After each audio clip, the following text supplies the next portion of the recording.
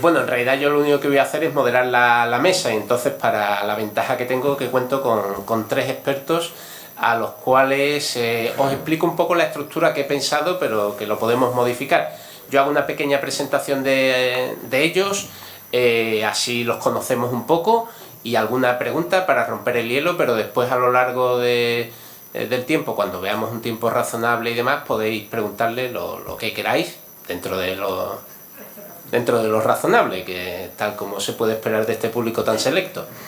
Bien, entonces voy a empezar por el extremo, por Juan. Juan Prieto es licenciado en Física por la Universidad de Sevilla y doctor incluso por la misma, ha sido profesor asociado de aquí. No voy a hacer chistes acerca de tesis, doctorados y esas cosas porque ya están muy manidos y confiamos todo al 100% en Juan.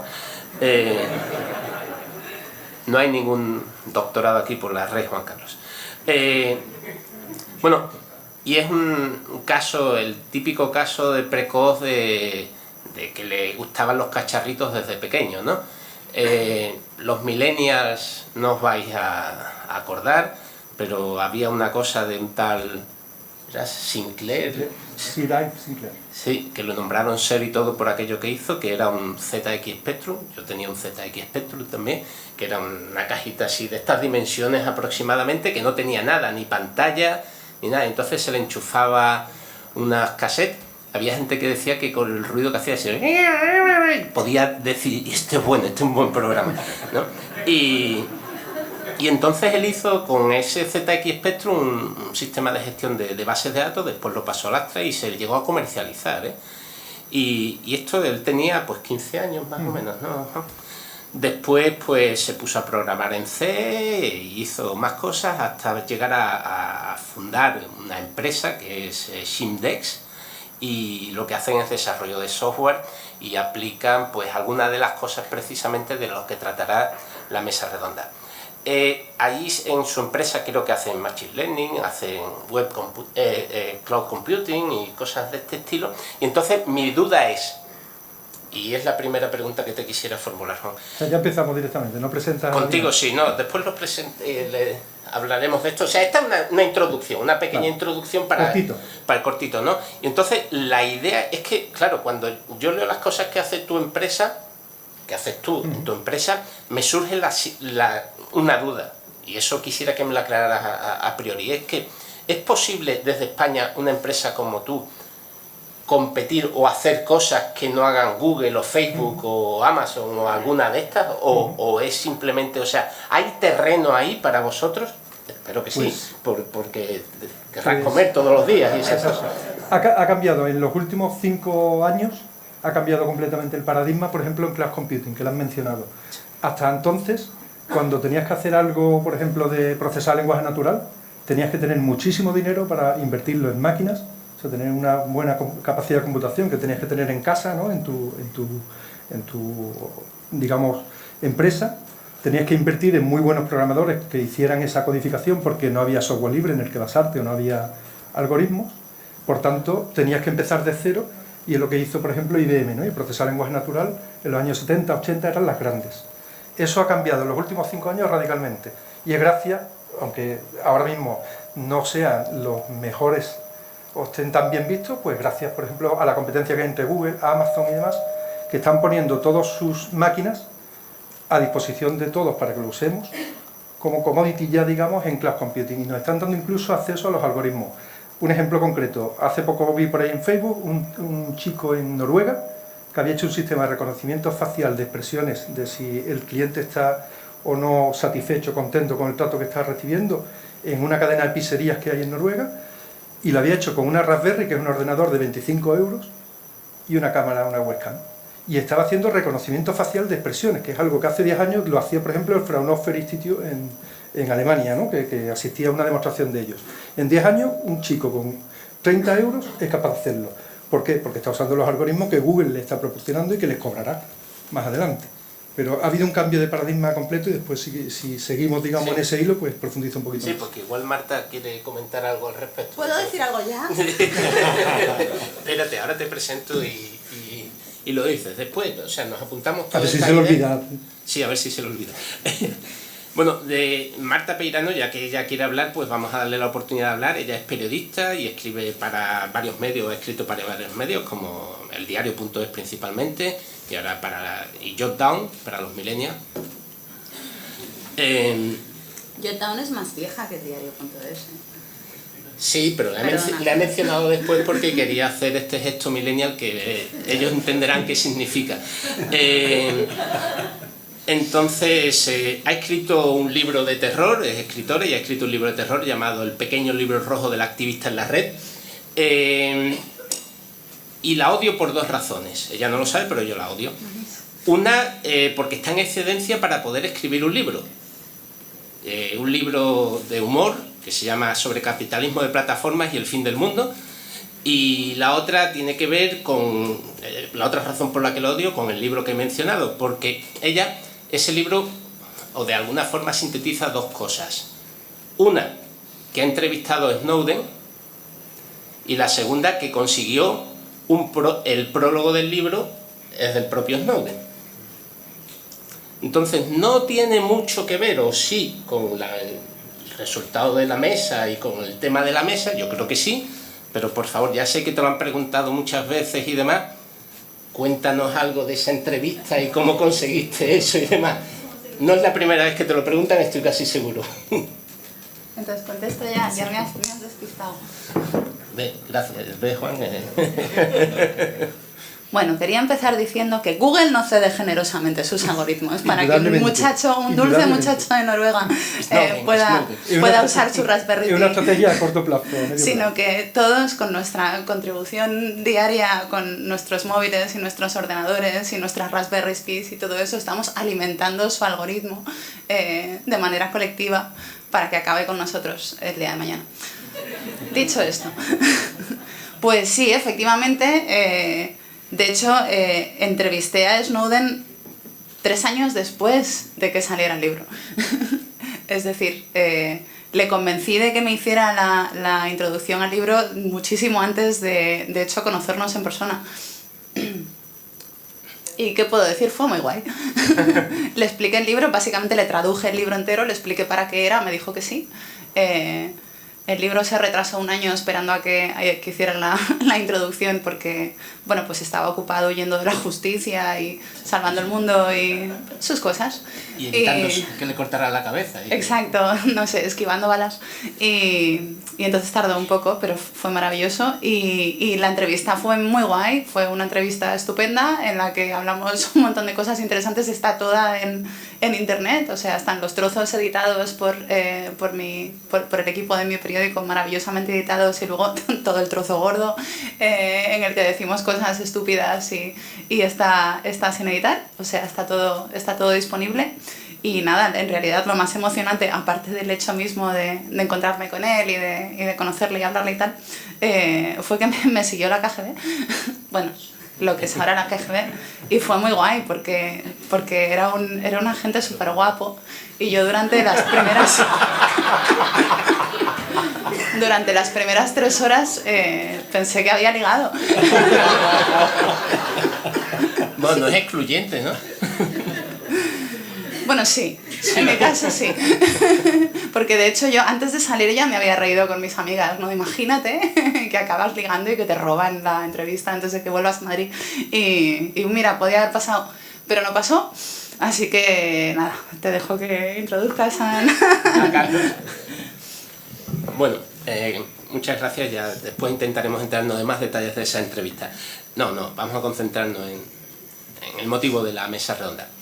Bueno, Carlos García Vallejo es licenciado en Matemáticas y doctor en Informática. Nos conocemos desde hace por lo menos un par de años. Puede que algo más, ¿no? Unas cuantas décadas más. Unas cuantas décadas más, sí. Es profesor en la Escuela Técnica Superior de Ingeniería Informática, es organizador de este evento, de Ciencia en Boulevard y de muchas cosas, y ha estudiado diversos aspectos de los algoritmos desde el punto de vista teórico, pero también es odioso. En resumen, quitándome a mí, todo el mundo aquí en esta mesa es odioso. Porque, de Juan no lo he dicho, pero también lo pienso. Porque tiene un algoritmo que es muy odioso. Ha creado un algoritmo que es muy odioso. Y y que supera con creces a todo lo que ha hecho Google, Facebook y todo eso. O sea, no hay parangón. Es un simple programa que dice cuánto le queda a él para jubilarse. Y cada 2 por 3 saca el móvil y dice, plaf, me quedan 100 días, me quedan no sé cuánto. Y bueno, entonces todos compartís ya mi odio por Carlos, y como lo odio, pues le voy a proponer un reto. ¿De qué crees? O sea, aquí vamos a hablar de los algoritmos en la actualidad, pero ¿qué crees que será capaces? Sueña, ¿y qué crees que serán capaces de hacer los algoritmos dentro de 12 años? 12 años no es una fecha ociosa, es cuando posiblemente yo me jubile. Bueno, se me oye, sí, ¿no? Bueno, mi algoritmo empezará a contar en números negativos, claro. O sea, hace 12 años que te jubilaste. No sé, esto es duro, esto de la bola de cristal es duro, y además es especialmente duro en mi caso. A ver, hace unos 24 o 25 años me vino una alumna para que le dirigiera el proyecto fin de carrera, allí en la escuela, y le dije, bueno, ¿tú qué idea tienes? Y me dice, bueno, a mí me interesan mucho los hiperenlaces y el hipertexto. Y le dije, eso no tiene futuro. Entonces, con bueno ha ido a dar, vamos. Volveremos a eso del futuro un poco más. Voy a sugerir que volvamos a eso del futuro un poco más adelante, porque creo que más de uno le gustaría hablar. Quisiera hacer también un par de preguntas más a los miembros de la mesa y después, si queréis, ya podéis preguntar. Pero primero quisiera que Juan nos aclare un poco qué hace tu empresa en este campo de los algoritmos, el Big Data, y cuéntanos si es posible, me gustaría, vamos, en la medida de lo posible, si tienes ahora mismo algún proyecto entre manos, un proyecto ilusionante que tú veas que puede ser una cosa ilusionante para ti, que lo puedas compartir, evidentemente. Te cuento brevemente lo que hacemos para no hablar mucho de mi libro. Hacemos gestión de información, indexar información, recuperarla, pero siempre con un tratamiento con grafos orientado a la representación de relaciones, ¿vale? Desde el principio, pues entidades, relaciones, en un paradigma que se llama la web semántica, que lo que hace es darle significado a esa información y ayudar un poco, ¿no?, a que las máquinas sobre todo entiendan la información, porque nosotros cuando leemos sabemos que estamos viendo un precio, sabemos que lo estamos viendo en dólares, en euros, ya sabemos cómo convertir esa moneda. Las máquinas hay que explicarle un poquito más ese tema. Si usas ese paradigma, la web semántica, pues ya, digamos, serían capaces de autodescubrir un poco esa información. Sé que esto es un precio, sé que está en euros, o está en dólares, te proporciona un cambio aproximado, por ejemplo, ¿no? Ese tipo de cosas. ¿A qué lo aplicamos? Ahora mucho a educación. Estamos ayudando a editoriales a hacer libros electrónicos donde se van siguiendo esas relaciones, se va capturando esa información, y algunas instituciones educativas, que incluyen alguna universidad, no la que hablamos antes, por algunos doctorados, y tiene también centros de secundaria, incluso a nivel internacional. Estamos ayudándole a descubrir conocimiento que se está generando en el aula, para que les sugieran cursos online masivos, ¿no?, lo que se llama MOOCs, para que los alumnos pues tengan una formación complementaria. Entonces aplicamos pues alguna heurística, ¿no?, de si el alumno presenta las tareas a tiempo, tiene buenas calificaciones, pero también leemos, digamos, los trabajos que presenta y vemos de qué temáticas son, con ese procesado de lenguaje natural, y sobre eso intentamos proporcionar cursos que pueden ir en la línea que le puede interesar, ¿vale? Hablando un poquito de lo de cloud de antes, que salió el tema, antes, para hacer lenguaje natural, puse el ejemplo de IBM, nosotros teníamos que sufrir, pues, buscar una gramática. Para castellano solo había una que tuviera licencia libre, ¿no?, porque soy un defensor del software libre, quizás por haber estado haciendo investigación. Siempre he pensado, la investigación se basa en el trabajo previo, ¿no?, que se está publicando. El software debiera ser igual, ¿no?, y hemos visto esa ventaja competitiva que da el software libre ahora, pues gracias a plataformas como Linux y demás, en la que todos nos podemos apoyar para seguir, ¿no?, al margen de lo que hablamos antes de que Google también de ese servicio de forma cerrada. De forma cerrada. No, por eso te estoy provocando por ahí. La base para mí es la base de software libre. Google te lo va a cerrar como un servicio y te lo va a intentar comercializar. Para tu, digamos, visión de qué le va a pasar a Google, yo te digo que en 10 años va a cambiar su modelo y va a empezar a caer, y ya no será la primera empresa del mundo. ¿Por qué? Pues por un proyecto ilusionante, como comentabas antes, que es blockchain. Estamos trabajando con blockchain, haciendo aplicaciones de hardware no clonable, que lo estamos haciendo con el Centro Nacional de Microelectrónica, de forma que tienes una identidad del dispositivo que te la da el propio dispositivo, y si te vas a China y copias ese dispositivo para tener esa identidad, va a salir una identidad distinta porque es intrínseca al dispositivo. Pues eso lo estamos metiendo en la cadena blockchain para ayudar a esa identidad. No te va a servir para Bitcoin, que tiene que ser anónimo, porque una moneda que queramos que sea anónima, pues pierde esa esencia, ¿no? Pero sí va a ayudar a que las cadenas blockchain, en uso, por ejemplo, en trazabilidad alimentaria, un ejemplo que estamos usando, ¿no? En ese tipo de campos, pues tenga una aplicación muy directa, ¿no? Y con esa identidad, pues ayudaría, ¿no? ¿Y por qué decía lo de Google? Pues porque creo que ninguna gran empresa ha soportado un cambio de paradigma tan bestial como fue, por ejemplo, el hipertexto que hace 25 años no veíamos, ¿no? Y que todo el mundo decía, no, Microsoft va a ser muy competitiva en el mundo de Internet, nada más que tiene que poner un navegador, que lo sacó, y empezar a abrir su Windows para que haga cosas y se comerá Internet. Pues no, al final llegó Google y en 15 años le sobrepasó, ¿no? Blockchain, ¿por qué es para mí importante? Y ya voy acabando. Porque volvemos a la esencia de Internet. Internet son pares que tienen igualdad, ¿no? Los dos extremos son emisores y receptores, la información fluye, no hay intermediarios.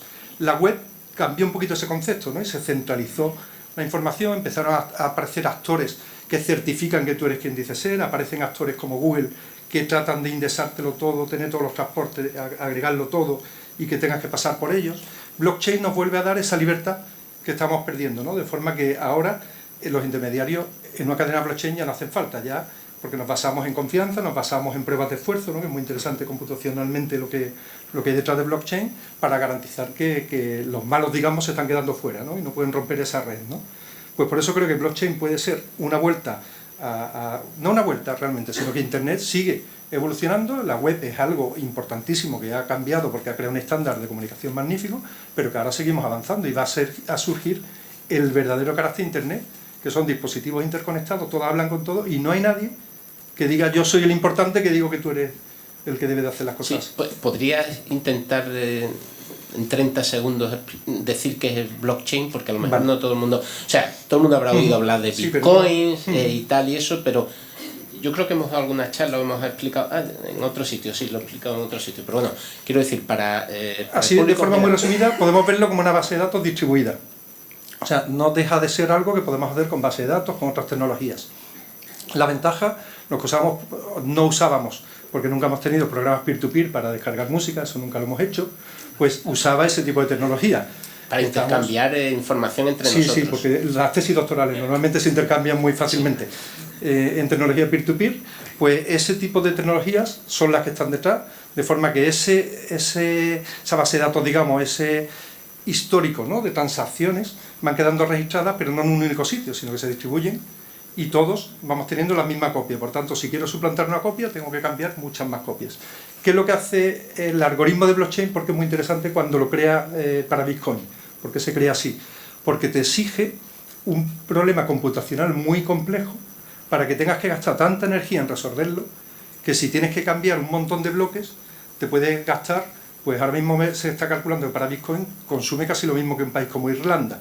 O sea, tendrías que gastar tanta energía que es que no puede ser malo. Digamos, ¿no? No te da tiempo a ser malo porque ya la cadena sigue evolucionando, ¿no? Entonces se basa en lo que se llama prueba de esfuerzo. Y eso es quizás lo que aporta blockchain desde el punto de vista diferenciador de una base de datos distribuida. No sé si al final lo he complicado más que antes. No, yo creo que sí, o sea que más o menos... Después se puede, si alguien tiene alguna duda al respecto, porque yo creo que es una idea muy interesante y que tiene también sus posibles pegas. Pero volviendo un poco al tema que tratábamos, y tal vez ahora a Marta le vamos a dejar más cancha, yo creo que en el siglo XI la mercancía más valiosa era la seda, en el XV eran las especias, y eso motivó el descubrimiento de América y todo este tipo de cosas. En el XIX el hierro y el carbón, en el XX el petróleo, pero mi duda ahora en el XXI, ¿cuál es la mercancía más valiosa? Porque si miramos las empresas más grandes, resulta que la mercancía somos nosotros y nuestra intimidad. ¿A mí me preguntas? Sí. O sea, si miramos Google, Facebook y demás, ¿con qué negocian? Con nuestras ideas y nuestra... Pues sí. Es más, me jode un poco que me hagas esa pregunta porque desde que me he puesto a trabajar en este proyecto que estoy haciendo tengo dudas. Porque las mismas empresas que están repitiendo constantemente desde hace 20 años que los datos son el petróleo del siglo XXI, están comprando tierra como locos. Y cables. Y cables, es decir, como que una de las características que es más innata a esta última revolución industrial es que los grandes artilugios de esa revolución están ocultos, ¿no? O sea, es como los data centers, pues son grandes estructuras que están escondidas en mitad del desierto. Los cables submarinos, que son realmente la gran infraestructura de Internet, pues están escondidos bajo el agua. Entonces ha ocurrido una cosa que a mí me parece muy interesante, que es que hemos empezado a usar metáforas para describir digamos, los elementos de esa superestructura que llamamos Internet, que en realidad simbolizan casi lo contrario de lo que son, ¿no? La nube, por ejemplo, es un ejemplo súper obvio. O sea, la nube invoca un ente vaporoso que está un poco en todas partes y en ninguna, ¿no? Como quiere que imagines una especie de como vapor de agua, ¿no? Que nos toca a todos por igual y que nos rodea y al que podemos acceder a través de nuestros dispositivos cuando todo el mundo sabemos, bueno, al menos los que estamos probablemente en esta sala sabemos, que la nube es una cantidad absurda de servidores metidos en unas cámaras refrigeradas completamente protegidas por todo tipo de mecanismos de seguridad, no solamente digitales, sino por perros, por alambre de espino, por metralletas. Estamos hablando de algo muy poco parecido a la nube, ¿no? Entonces, últimamente me llama mucho la atención que estamos todos muy obsesionados con las bases de datos porque efectivamente si la gran máquina, o sea, si la máquina más importante de esta revolución industrial son los algoritmos de inteligencia artificial, pues esos algoritmos se alimentan de Big Data, ¿no? O sea, cuanto más grande sea tu dataset, mejor es tu algoritmo. Y por eso Google generosamente cede su máquina para que todo el mundo lo alimente con sus datos. Pero mientras ellos han estado alimentando durante los últimos 10 años esos algoritmos, al mismo tiempo ellos y sus empresas socias han estado comprando terrenos y han estado comprando, pues yo qué sé, cosas perfectamente materiales, como por ejemplo agua, ¿no? Como por ejemplo minerales, han estado minando minerales para poder construir los dispositivos que nos compramos por verdaderamente muy poco dinero. Y son ellos los que están repitiendo todo el rato que los datos son lo más valioso que hay, cuando lo que están haciendo con su dinero viene a decir otra cosa. Eso no te lo esperabas, ¿eh? No esperaba. No esperaba, vamos, quiere decir, se me ocurren muchas respuestas a tu duda, pero no sé si me gustan las respuestas que me podría dar. Y en ese sentido ya vamos a ponernos totalmente optimistas. Carlos, de nuevo te voy a pedir que hagas de pitonizo ya que te gusta tanto. Estoy intentando colocar en la situación más incómoda posible. Sí, no, por supuesto. ¿Es seguro, crees tú, te lo digo incluso un poco como profesor universitario que eres y has estado muy en contacto con esto, que la máquina va a superar en inteligencia al hombre? Y si eso ocurre, si la respuesta fuera así, caput, está todo perdido. O sea, en el momento que la teoría es que desde el momento que se produzca ese cruce entre la inteligencia del hombre y la máquina sube exponencialmente y no va a necesitar el hombre para nada en cuestión de segundos. Me estás hablando de Terminator, ¿verdad? Estoy hablando de... Vamos, en cuanto a que los algoritmos vayan a superar la inteligencia humana, no solo es que sí, es que yo creo que está ocurriendo. Vamos. En áreas como el diagnóstico médico y demás, yo creo que la inteligencia artificial ahora mismo es muy...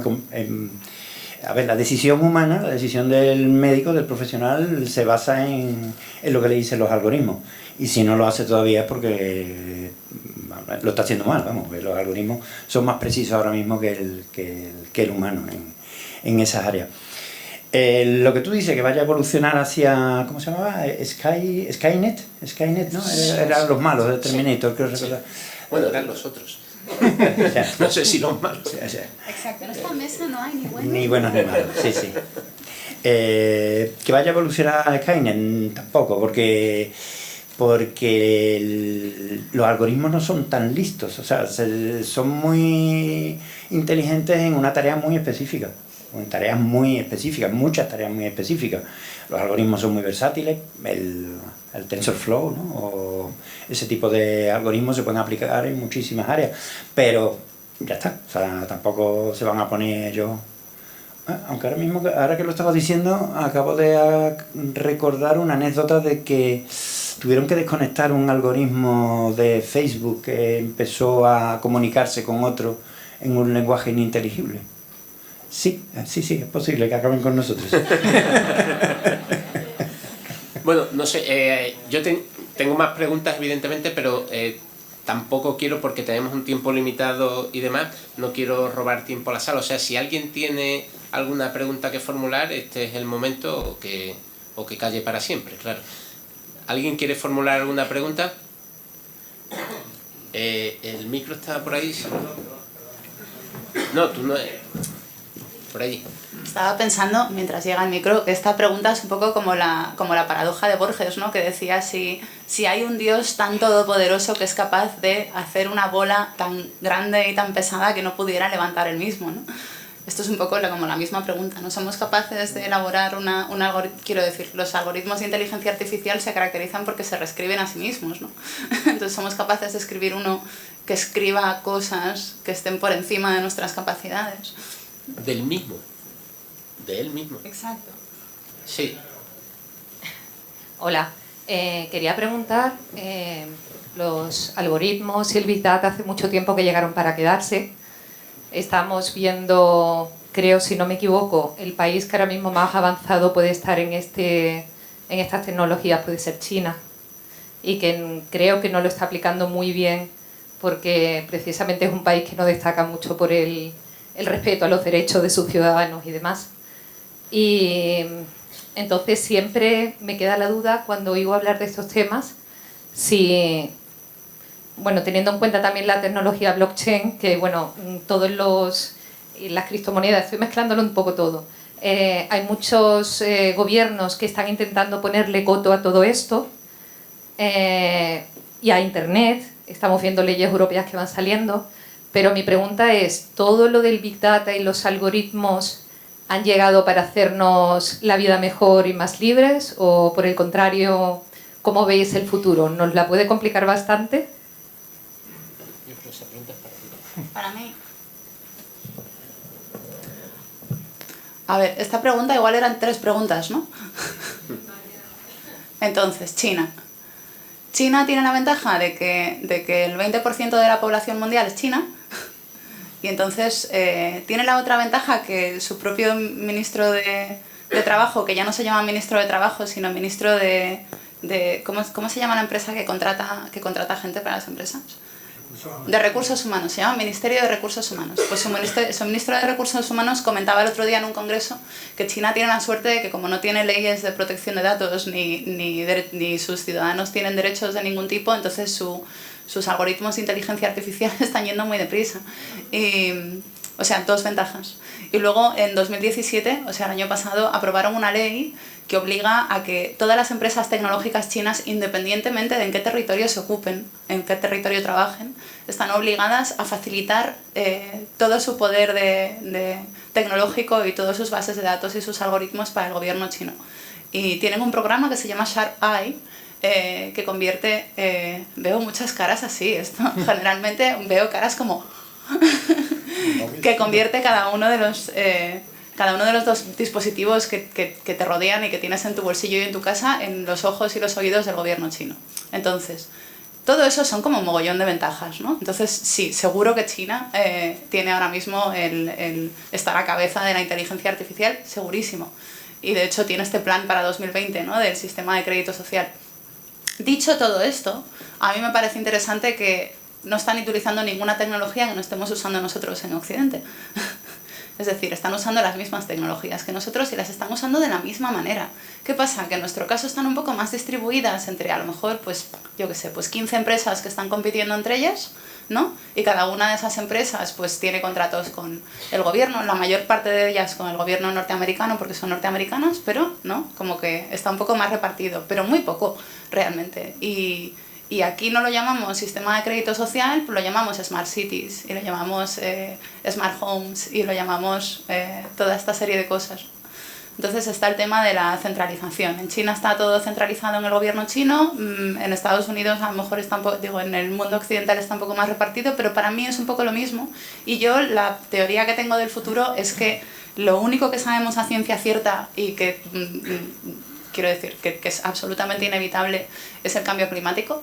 Y el cambio climático establece que en muy poco tiempo va a haber muchísima más gente viviendo en mucho menos espacio con muchos menos recursos.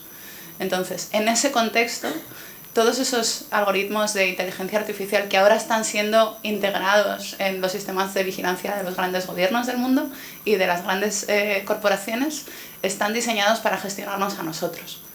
No están diseñados para hacernos la vida más fácil. Están diseñados para gestionarnos a nosotros cuando seamos muchos más, haya mucho menos recursos y mucho menos espacio. Esta es mi teoría del futuro. Lo siento, ¿eh? No sé si Juan tiene una visión ligeramente más optimista. Después de esa... Digo, para no inducir al suicidio colectivo una vez que terminemos esto. Es que hay más charlas, entonces no me importaría que os suicidarais mañana por la tarde, pero esperad hasta mañana. Después de esa teoría tan clara, es difícil rebatirla, porque bueno, la verdad es que la tecnología siempre he opinado que se puede usar bien, se puede usar mal, ¿vale? Entonces yo desde el punto de vista de hacer tecnología y tecnólogo me paro ahí, pero sí es verdad que cuando estabas comentando esto que está pasando y China tiene planes, no a 2020, que me preocuparía menos, sino piensa ya 2050 siempre, porque como no tienen cambios, digamos, de gobierno pues que le pueda dar un vuelco, se permiten pensar a largo plazo, ¿no? Y tienen auténticas burradas, ¿no? en cosas, ¿vale? Pero me estaba acordando de un programa que se puso de moda en los años 90, se llama Carnívore, que era del gobierno americano para rastrear internet y para saber lo que leíamos y hablábamos. Es decir, que al final los gobiernos tienden a controlar todo.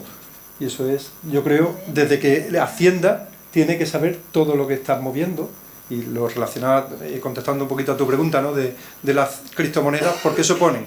Pues porque ellos quieren que tú pagues por Visa porque saben lo que estás haciendo. El dinero contante sonante que se ha usado siempre, que viene a sustituir el trueque, a ellos les da pánico porque pierden el control de los impuestos, ya está.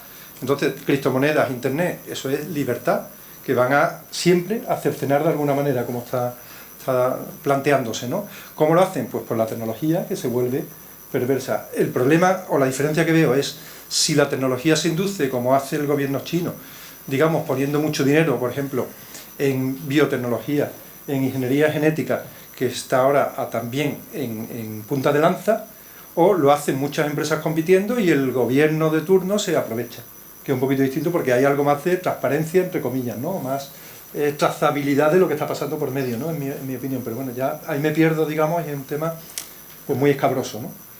Yo, si me permite, yo me gustaría que todos reflexionáramos un poco una cosa.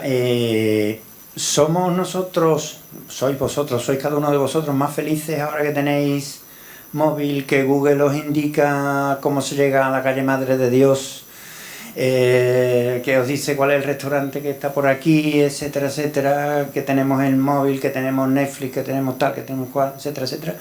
¿Somos más felices o no? No, que cada uno se mira a sí mismo y se lo piense. A mí me encanta, ¿eh? ¿Qué es lo que estamos dando a cambio? Estamos dando el control sobre nuestros datos. a ellos. Bueno.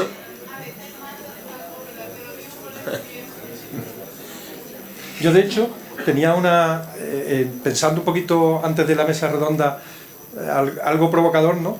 Donde veo un problema que puede surgir y es muy provocador, creo, ¿no? Es cuando empecemos a hacer manipulación genética como algoritmo, que puede llegar, digamos, en 100, 200 años, ¿no? Que seamos capaces de programar ya seres vivos, como hacemos ahora programación de ordenadores. El problema es que una inteligencia artificial coja ese control y se dedica a hacer cosas raras, entonces... A ver qué ahí les es donde yo sitúo el umbral de no retorno ya, ¿no? De Sí, decir, pero aquí no ya sé si en podemos ese agarrar. momento tendremos ya el control, ¿eh? O sea, Lo que pasa es que quedan 200, 300 años Sí, y no o sea, creo eso que... es... No, a mí que lo una deba cosa, por preocupar ejemplo, mucho. creo que le leí a Marta, ¿eh? No estoy seguro y tú me podrás corregir, que fue un dato que yo no conocía y me dejó un tanto preocupado, digamos. Facebook registra todo lo que escribes, pero cuando se dice todo lo que escribes es todo lo que escribes aunque lo borres, aunque no lo publiques. Sí, esto es así. Eso es así, ¿no? Sí, o sea, todos los kilogs que Ya haces, ves. todos los kilogs que haces los registra. Es decir, cuando tú estás tonteando con un chico o una chica en el Messenger de Facebook y le vas a decir, no sé, yo qué sé, pues, ¿por qué no me invitas a cenar? Y luego dices, uy, no, demasiado pronto. Facebook lo sabe. Lo sabe y se lo guarda. La gente se ríe, no entiendo esa risa, de verdad. O sea, Porque estaban pensando en que no era de invito a cenar, porque estaban... Claro. No solo sabe que lo ibas a decir y no lo has dicho, sino que también lo sabe interpretar. ¿Dónde está esa Ya un pregunta? paso más adelante. Ay, quería decir una cosa no te veo. sobre el tema de Bitcoin, por cierto, y de la digitalización de la divisa. O sea, yo he vivido mucho tiempo en Berlín y una de las cosas que más me sacaba de quicio era que en Berlín no te dejan pagar con tarjeta en casi ningún sitio, ¿no? Tienes que ir con dinero encima todo el rato y es súper difícil encontrar bancos. Y entonces, pues como que siempre tienes que ir con un montón de dinero encima, ¿no? Y a mí me daba mucha rabia hasta que me di cuenta de que su resistencia a la divisa digital tiene todo el sentido del mundo. Yo no sé si habéis estado viendo una serie que se llama El cuento de la criada. ¿Alguien? A ver, manos, ¿cuánta gente? Todo el mundo, vale. Pues en El cuento de la criada dicen una cosa que no estaba en el libro original y que a mí me impactó mucho, que es que cuando ella está explicando en el episodio, yo qué sé, 6 o 7, cómo pasó todo, ¿no? Dice, pasó todo muy deprisa. De repente, yo qué sé, un día había unos pasquines en no sé dónde, otro día vinieron unos religiosos con unas armas, al día siguiente nos cerraron todas las cuentas del banco, movieron todo el dinero a las cuentas de nuestros maridos y les resultó muy fácil porque todo el dinero era digital. Y yo pensé, joder, igual echo de menos Berlín. Otro país donde eso ocurre es Japón. Curiosamente, los dos países que pensamos, Alemania y Japón, que pensamos que todo esto es muy tecnológico y desarrollado, son países cash. Son países cash. Bueno, pero porque también los países que son de naturaleza superimperialista conocen al enemigo, ¿no? Tenemos una pregunta por aquí, chicos. Aquí. Bueno, no es una pregunta, es un... A ver, quizá mi visión es tremendamente plana porque no soy especialista en el tema. Entonces, yo utilizo las redes sociales como las debe utilizar un ciudadano de a pie y tal. No subo jamás información privada, solo subo mi trabajo y tal. Y todo esto que contáis de las amenazas, de los algoritmos, los listos que son, yo mi experiencia es absolutamente contraria a esa. Es decir, yo busco, por ejemplo, un apartamento en Roma porque me quiero ir una semana de vacaciones y me paso un año recibiendo información de apartamentos en Roma. Digo, ¿se puede ser más torpe, coño? Yo voy a Roma una vez, ¿no? Hostia, es que este algoritmo tan listísimo no es capaz de pensar esto. Yo me voy a comprar unos zapatos. Compro los zapatos, si es tan listísimo el puto algoritmo, ¿por qué no registra que lo he comprado? Porque es que me sigue dando por culo con los zapatos años. Es decir, francamente, yo creo...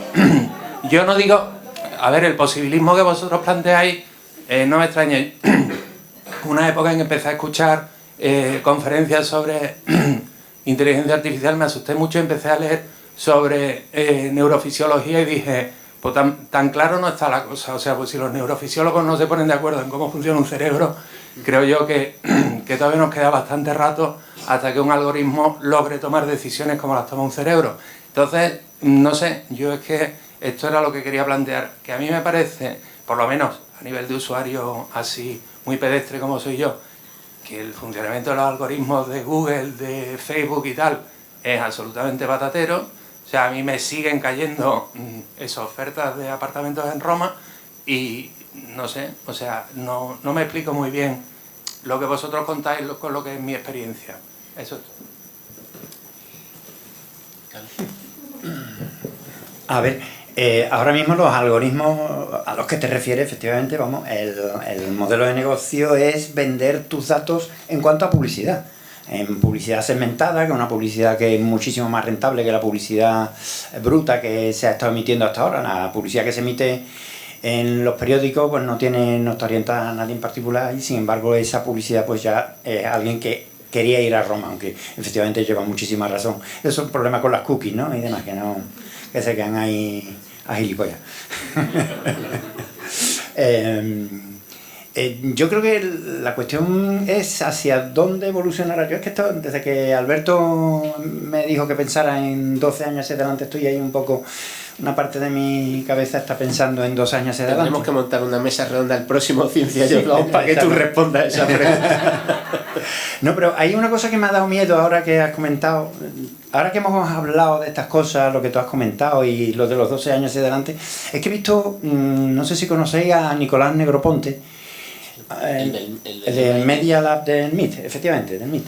Este es un señor que nació en el 43, tiene 75 años y desde hace unos 35 o 40 años va haciendo predicciones, no más, en el 70 ya previó el ratón, en el 60 las pantallas táctiles, en el 60 y poco internet, etcétera, etcétera. Entonces va haciendo siempre predicciones a 5 o 10 años vistas. Y como es longevo y sigue siendo una persona lúcida y demás, pues se va viendo que se van cumpliendo absolutamente todas sus predicciones, todas, una por otra. Podéis buscarlo en YouTube, hay un vídeo fantástico sobre las 11 predicciones que él fue haciendo y efectivamente se van cumpliendo absolutamente todas. Y lo que me causó escalofrío cuando lo vi, poquito, pero que ahora me está causando mucho más ahora que estamos hablando de estas cosas, es que su última predicción, vamos, la última del año pasado, fue que para aprender idiomas en el futuro próximo, claro, cuando hace una predicción la hace a 5 o 10 años vista, no pensemos a 30 años ni nada de eso, pues se tomará una pastillita que tendrá unos nanorobots que irán a las partes concretas del cerebro, cogerán la sinapsis correspondiente y dirán, ya sabe inglés. Fantástico, ¿verdad? No, yo me la tomaría, evidentemente, igual que uso Google para buscar cualquier cosa, con lo que Google lo sabe todo de mí, etcétera, etcétera. Claro, ese nanorobot ahora ya sí puede controlar perfectamente, si es capaz de conectar sinapsis para enseñar mi idioma, pues también, ¿qué trabajito le costaría conectar un par de ellas más y controlarme totalmente, ¿no? Sí, eso sí me asusta. Y entonces no serían los zapatos, ya serían cosas más graves.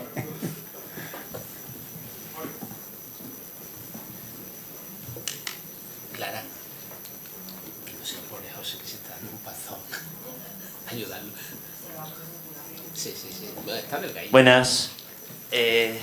Mi pregunta es que, bueno, llevo un tiempo leyendo, no de informática, sino de filosofía, que es donde empezó a hablarse también un poco de algoritmos, empezó a hablarse un poco de teoría del lenguaje. Estoy hablando de Ludwig Wittgenstein, que fue tan importante a nivel de teoría del lenguaje que incluso influyó a Alan Turing, que digamos que como uno de los maestros de la programación.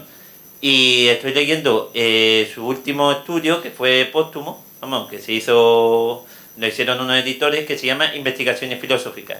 Y en ese afirma Wittgenstein que el lenguaje, y el lenguaje estamos hablando a nivel general, que de ahí también vienen los algoritmos, lo que dice él, retractándose de su famoso Tractatus, que lo que es el lenguaje como transmisión de información tiene que coger también del contexto donde se utiliza la información, o donde se utiliza el lenguaje, o del contexto que puede ser malinterpretado o no, entre el emisor y el receptor. Entonces, la pregunta que vengo a decir es si estos algoritmos tienen en cuenta que el lenguaje puede estar contextualizado, porque una de las cosas creo que más diosas para los algoritmos es la priorización de la información. ¿Qué información para nosotros es más importante? Porque haciendo un símil, es como las encuestas que hacen algunas veces de opinión sobre lo que más le importa a los españoles.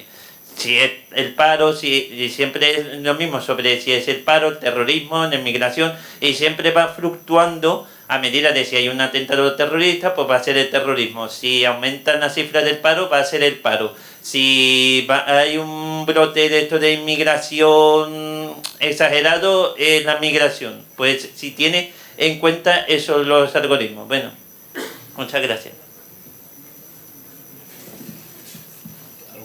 Bueno, yo antes de darle paso a la mesa, que sí, Wittgenstein era un filósofo, pero también era matemático, ¿eh? O sea, quiero decir que, que se sepa que no es que hablara de estas cosas sin serlo, o sea, era íntimo amigo de unos señores tal como Hardy, Littlewood y esta gente, vamos. Cuando me incorporé a mi grupo de investigación actual, que trata el grupo Itálica, que trata el procesamiento del lenguaje natural precisamente, yo venía con unas ideas muy románticas y demás sobre cómo se hacía el lenguaje, cómo se hacía el análisis del discurso y demás, que si, bueno, el típico análisis sintáctico, semántico, etcétera, etcétera. Y entonces descubrí, cuando me incorporé, como digo, al grupo, me incorporé que la técnica que mejor funciona es una que se llama bag of words, sacos de palabras. Es contar cuántas veces aparece una palabra en un texto y ya está. Con eso ya se saca de qué se está hablando. O sea, y me recordó una cosa, una novela que si no la habéis leído la recomiendo, se llama Hace una noche de invierno un viajero, de Italo Calvino, donde precisamente había una banda terrorista, digamos, que luchaba contra los que simplemente matematizaban las novelas. Y había una banda que matematizaba las novelas, que lo que hacía era coger las novelas, contar cuántas veces aparecían las palabras y listo, y se quedaba con eso. Y es lo que funciona, es lo que realmente funciona. Luego hay que hacer algunos análisis adicionales para detectar sarcasmo, congruencia, etcétera, etcétera. Pero vamos, por lo demás es un mero análisis estadístico lo que se está utilizando ahora mismo. Corrígeme si... No, es lo que está funcionando, y de hecho ese problema de que el contexto lo pierde, ¿no?, habitualmente, y no es capaz de seguir un diálogo, entonces lo sufrimos, ¿no? Cada vez que llamamos a un banco o algún sistema de esto es una guerra, ¿no?, que al final yo ya aprendí la técnica de cómo busco el operador y consigo ya directamente dar la palabra clave para que me pase al humano, ¿no? ¿Por qué? Porque no funcionan. No funcionan porque se basan todos todavía, los sistemas comerciales, en esas gramáticas que al principio esbocé, ¿no? Y las gramáticas son muy difíciles, porque el cerebro pues más complejo de lo que nos creemos, ¿no? Cuando lo vemos desde los físicos, los matemáticos, que nos gustan los burros esféricos, pues nos pasa lo mismo con el cerebro, ¿no? Intentamos simplificarlo y no, es más complejo. Ahora lo que nos está funcionando nosotros, por ejemplo, que hacíamos procesar lenguaje natural basado en gramáticas y teníamos muchos problemas, sobre todo cuando empieza la ironía y frases cortas, pues si quieres analizar Twitter para saber algo ya estás perdido. Lo que nos está funcionando ahora es redes neuronales, que es Deep Learning. Deep Learning, perdón. Entonces lo que hace es entrenar al sistema diciéndole, oye, quiero sustantivos, porque a nosotros nos interesa reconocer entidades y suelen ser los sustantivos, ¿no?, que estudiamos en el colegio. Pues lo que hay que enseñar a la máquina, dime los sustantivos dónde están. Por gramática se pierde, ¿no? Y te empieza a liar cosas, y en una frase ve Islas Galápagos y te dice accidente geográfico animal, pero es incapaz de a lo mejor darte que son unas islas, ¿no?, o un lugar, ¿no? Con Deep Learning le enseña 1.000.000 de frases donde están los sustantivos, le dice, aquí tienes la frase 1.000.001, dime qué crees, y te coloca el sustantivo, porque está aplicando esa estadística, pero como una caja negra. Después no sabemos, no tenemos backtracking, ¿no?, que llamamos, no sabemos por qué te está dando ese resultado, pero al final, como lo que buscamos es algo que funcione, ahí sí va, ¿no? Pero el contexto y el dominio al final nos lleva a lo que pasa de que siempre te va a dar el mismo viaje, los mismos zapatos, porque no tiene más contexto, como hablamos antes, porque lo que están vendiendo como publicidad es lo último que buscaste en Amazon y te va a salir automáticamente. Posiblemente, Marta, pues ahí tendrá mucho que decir, porque en cuanto tengamos ese contexto anclado a todo lo que hacemos, ya nos podemos echar a temblar. Bueno, yo quiero decir, soy la única de la mesa que no programa, entonces lo que quiero contar es algo que leí hace poco y que me llamó mucho la atención, que es como, claro, hay como dos aproximaciones para la traducción, ¿no? Y en este caso para la interpretación del contexto y ese tipo de sutilezas que las máquinas en teoría no se les da muy bien, que es la misma diferencia enseñarles gramática a las máquinas y pretender que traduzcan, o enseñarles cuándo lo están haciendo bien, ¿no?, que es el deep learning y redes neuronales, etcétera. Es la misma diferencia que hay entre enseñarle a la máquina a jugar al ajedrez y jugar al Go, ¿no?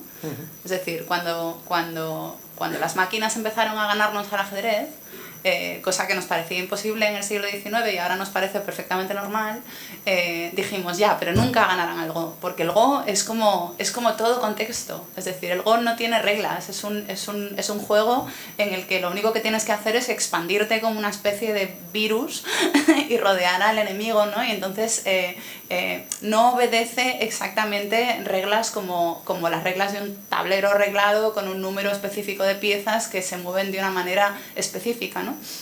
Aunque sea complejo. Entonces, el otro día leí que desde que, claro, que nuestra capacidad de traducir de un idioma a otro, la capacidad de las máquinas de traducir de un idioma a otro y acertar con el contexto y con la cultura de cada lengua y todo esto, ha mejorado mucho desde que hemos empezado a usar Machine Learning, en el que básicamente le das un montón de problemas y le dices cuáles son las soluciones buenas, ¿no? Y cuanto más problemas les das y más bases de datos hay, más veces acierta. Es que ha empezado a hacer algo que verdaderamente no sabemos cómo hace y que es completamente imposible, lógicamente, que es que es capaz de traducir idiomas que no les has enseñado. O sea, leí hace una semana que por primera vez, pues pon que si a las máquinas les has enseñado a traducir del inglés al francés y del francés al japonés, esa máquina ya puede traducir del inglés al japonés. Lo cual casi parece indicar, y es lo más excitante, que hay una gramática general a los tres idiomas, que es algo que no se puede demostrar de ninguna de las maneras, pero que la máquina lo sabe y nosotros no. Porque el Machine Learning, como tú bien decías, tiene la desventaja de que es una caja negra, es opaca, es como va a haber que psicoanalizarla para arrancarle sus secretos. Como otra máquina. Sí. Bueno, vamos a dejar una última pregunta y después le daremos la oportunidad a los miembros de la mesa a terminar, ¿de acuerdo? Bueno, yo prácticamente me la han respondido porque quería sacar el tema del contexto en el análisis del discurso, que es tan importante el contexto. Acércatelo un poco más. ¿Ahora? Sí. Ahora. No, que quería... Habéis hablado del contexto, que es lo que quería un poco poner en valor, porque quizás estos algoritmos efectivamente tratan, o por lo menos lo que yo sé hasta ahora, que no es mucho, evidentemente, en este sentido de los algoritmos, sí algo más de análisis del discurso, tratan quizás el texto como un objeto físico con contenido, es decir, las palabras cohesionadas, como si fuera una especie de cristal, pero claro, el texto no es eso, el texto es como un espacio urbano, donde alguien propone cómo transitar ese espacio y el que lo transita es el que le da sentido. Por lo tanto, un texto es más, los límites del texto son más límites de sentido que límites físicos. Y ahí el contexto es fundamental, ¿no? Entonces, claro, no sé cómo estos algoritmos son capaces de... estáis hablando de la caja negra, ¿no? Que quizás ahí es donde esté el quid de la cuestión, ¿no? Cómo realmente esos algoritmos van a ser capaces de descifrar o de rellenar esos huecos que nosotros rellenamos, porque evidentemente información y comunicación son dos cosas diferentes, comunicamos mucho más que informamos, y eso es porque nosotros, como interpretadores de discurso, estamos aportando conocimientos previos, estamos aportando creencias, estamos aportando cosas que no están en el texto físico. Entonces, ¿cómo esos algoritmos van a tratar ese problema tan fundamental, ¿no? A la hora de la comunicación? No sé responderte, ¿vale? Porque justo ahí es donde quizás donde hay más todavía más oscuridad, ¿no? Porque ahora empezamos a entender ironía y ciertas claves de la comunicación que antes nos limitábamos a buscar entidades concretas, ¿no? Esto, y ya va cambiando, ¿no? Pero sí me está recordando algo que leí, una noticia que leí esta semana, sobre que todos los sistemas que se están basando en Deep Learning, como son programados por humanos, tienen un sesgo. Entonces tienen prejuicios.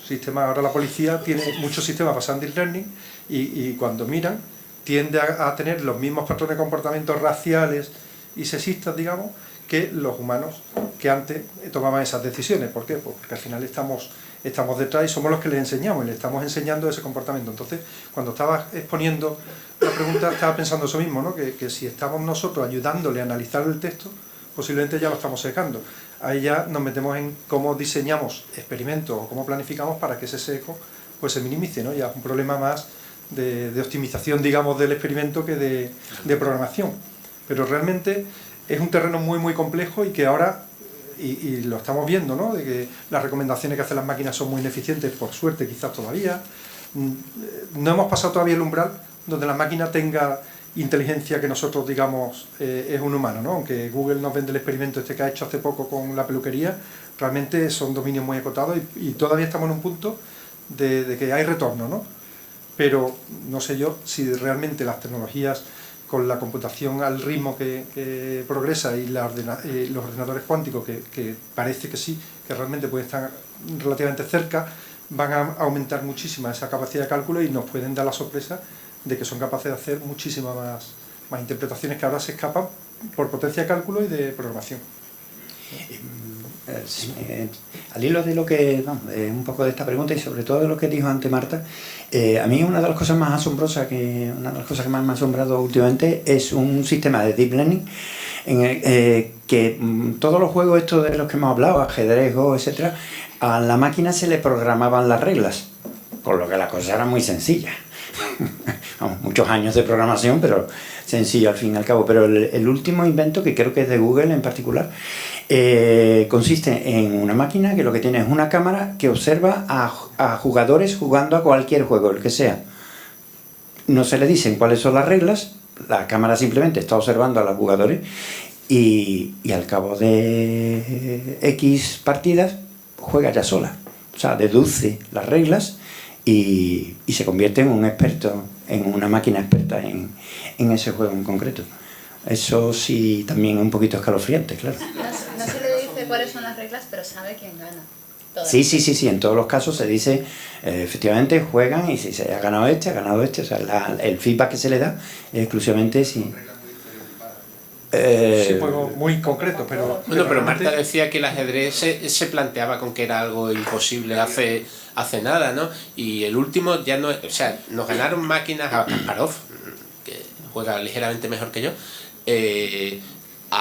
le ganaron al ajedrez una máquina que sí, que se le enseñó muchos movimientos y muchas partidas y tal. Sí, pero es que la última que ha habido, que es una modificación del AlphaGo, lo único que le dijeron es: el caballo se mueve así, la torre se mueve así, y ponte a jugar tú contigo misma. Y ponte a jugar contigo misma, y en 4 horas superó a la mejor máquina del mundo. Pero eso no es poder de cálculo, más que poder Ya no. Son los algoritmos. Antes era como Deep Blue, por ejemplo, la que el experimento... Ese era cálculo. Que fue en los años 90, ¿no? Al final, el 97, 98 debió ser. 98. Sí. Sí. Bueno, es que es muy interesante el ajedrez. Tú también, ¿no? Tenemos con nosotros a Kasparov. Pero he leído... Se ha ofendido muchísimo. Habla perfectamente castellano. Fantástico. Deep Blue, creo recordar que bajaba hasta 5 niveles de análisis de las posibles situaciones que se crecen exponencialmente, geométricamente, ya como hay matemáticos hay que tener cuidado con los términos, pero analizaba hasta 5, creo, que ya es una barbaridad, y se basaba en CPU, ¿no? En capacidad de cálculo. El paradigma que estamos hablando antes con lo del lenguaje y que está llegando los juegos, se ve muy claro, es que ya lo que le enseña son reglas, le dices cuándo gana y la máquina va haciendo una red neuronal o algún sistema de optimización, digamos, que sea preprogramado, pero es lo que va haciendo un modelo de cómo es el ganar en ese juego. tomando decisiones, interpretaciones en función que no te puede explicar. de esas redes que Eso es. Pero es que no se sabe, como decía Marta, las reglas que se construyen no se... Esa caja negra, exacto. Sí. Entonces ya ha pasado en una de esas partidas que el experto, digamos, cuando ha jugado contra la máquina se ha quedado diciendo, pero vamos a ver, ¿por qué me hace esta jugada? Que es que no tiene sentido, y 2 movimientos después le ha ganado. Y ha aprendido, digamos, los expertos de esa jugada la tenían como tachada por manual, digamos, de cómo se juega, no recuerdo qué juego era, ¿no? Pero no era una buena práctica, ¿no? Y era bueno, tiene esa libertad creativa que quizá había un sesgo antes de cuando aprendes a jugar al juego, de que te dicen, no, esa apertura no la hagas, esto no, por lo que sea, ¿no? Porque estadísticamente se sabe que no va a funcionar nunca. Deep Blue era un humano que jugaba muy bien al ajedrez. Ya no son humanos que juegan al ajedrez, ahora son máquinas que juegan mejor que los humanos. Bueno, y entonces para terminar, porque estamos terminando... Pero un inciso, ahí es lo que decía Marta, las reglas están muy acotadas, todo es muy definido, no nos salgamos de ahí. No hemos hablado de los coches autónomos, para mí es la revolución donde se ve la inteligencia artificial y los problemas que tienen los coches autónomos con la ética, de qué hacer en casos complicados, ¿no? Tengo que atropellar aquí, es mayor, es un niño, ¿qué priorizo, no? Ahí va a haber muchísimo que rascar, ¿no? Pero porque eso no es un problema técnico. Es no, otra es un clase de problema ya problema. ético, y también hay problemas de conducta humana, que una de las cosas que le ha pasado a los coches autónomos es que nunca salen de un CEDA, y menos en España, porque el otro no hace el CEDA, no acaba de pararse, y nos miramos. Juan. O sea, nosotros evaluamos y decimos, ese se está parando, y voy yo y me cuelo. El coche decía, no, como no se para, yo no avanzo. Hasta que le han programado picardía, digamos, ¿no? Vamos a animarnos un poquito, a ver si conseguimos, vamos a ver aquí. Y a uno le están poniendo ya ojos, digamos, para que el otro sepa que te estoy viendo, que sé que Bueno, te están pues moviendo. me temo que ya nos hemos pasado del tiempo que nos habían dado los organizadores, esto es yo mismo, y entonces lo que sí es un tema que me parece que es interesante y que admite mucho debate. Los que afortunados que vengan a la fila cero esta noche podrán seguir hablando con aquí los invitados, a los que me gustaría que les agradeciéramos sus intervenciones.